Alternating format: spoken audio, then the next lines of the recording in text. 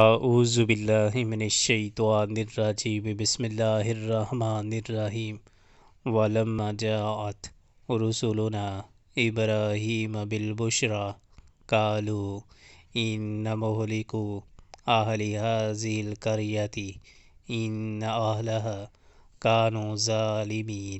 اور جب ہمارے فرستادے ابراہیم علیہ السلام کے پاس بشارت لے کر پہنچے تو انہوں نے اس سے کہا ہم اس بستی کے لوگوں کو ہلاک کرنے والے ہیں، اس کے لوگ سخت ظالم ہو چکے ہیں۔ قال ان فیہا لوطا قالوا نحن اعلم بمن فیہا لننجینہ واہلہ الا امرأتہ کانت من الغابرین۔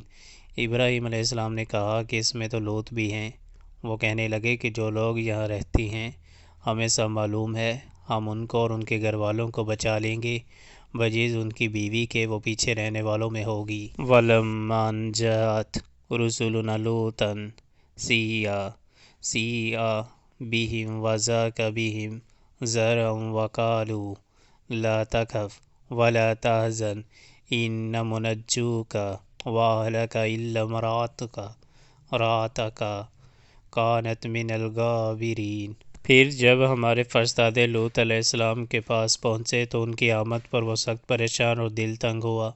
انہوں نے کہا نہ ڈرو اور نہ رنج کرو، ہم تمہیں اور تمہارے گھر والوں کو بچا لیں گے سوائے تمہاری بیوی کے جو پیچھے رہ جانے والوں میں سے ہے۔ ان منزلون علی اہل هذه القریة رجزا من السماء بما كانوا یفسقون۔ ہم اس بستی کے لوگوں پر آسمان سے عذاب نازل کرنے والے ہیں اس فسق کی بدولت جو یہ کرتے رہے ہیں۔ وَلَقَدْ تَرَكْنَا مِنْهَا آیَاتٍ بَیِّنَاتٍ لِقَوْمٍ یعقلون۔